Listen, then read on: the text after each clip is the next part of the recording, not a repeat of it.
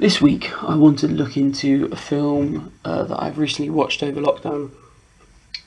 I personally think it's one of the best films out there, not just for its dystopian storyline, but everything from the camera work, with its long takes, to the colour grading of the scenes. This film being Children of Men. The cinematographer that did this film was Emmanuel Lubezki. He's been around for quite a while, and his previous work ranges from Gravity, Birdman, Tree of Life, and The Revenant. And all of these films kind of have the same themes of using natural lighting and continuous shots. But this film, Children of Men, features a numerous amount of long takes. I think the longest one was 2 minutes, which is crazy. And in this scene in particular, you can see here the colour tones are ranging from browns to greys. This gives an idea of a real grungy world that the character lives in. So the first continuous shot is at the very beginning of the movie, which is this, where a bomb blast has just happened right after the characters just came out of a cafe. As you can see here, in that long take, the director Alfonso Cuarón was able to achieve this in showing the viewer pretty much what the movie was going to be about in this continual shot. And in that film he uses the variations of the Arri Alexa, and in this scene particularly he was using the Alexa Flex. And the camera technique was the plan sequence, where you can see here the camera was moving and changing position, and with this guerrilla style of shooting it brings more intensity to the scene as it takes advantage of the real time, and I thought this was a perfect way of establishing a scene. So every single sequence in this film required a lot of orchestration when doing this long sequence of shots, and this car ambush scene alone took 12 days to get right. So why go to all that effort? Well, I think it amplifies the tension of the scene because the camera is never cutting away from the action. We see everything the character sees.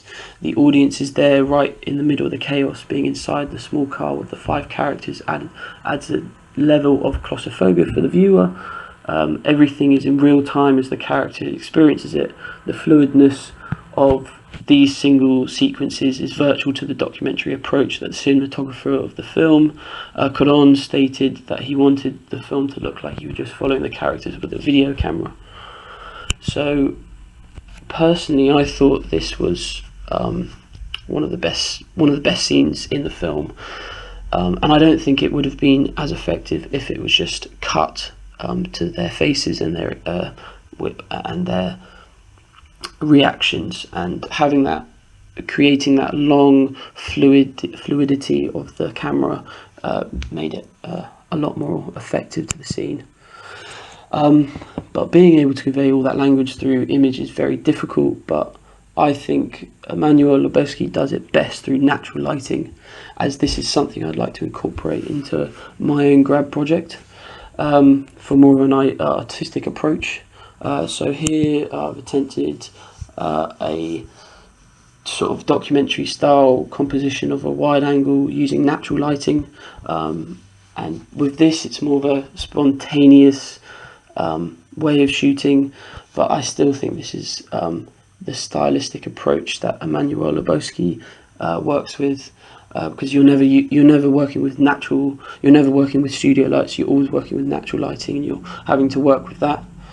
But personally I believe that so far Lubezki's career has provided some of the world's most talked about and acclaimed films of our generation.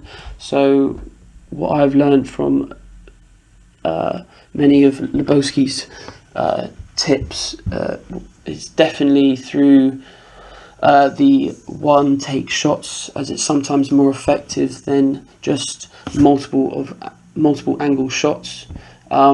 I think this is something really interesting, and I have an idea so often disregarded by so many people. So I'd definitely like to try this for my grad project. And here are my references. Thank you for listening.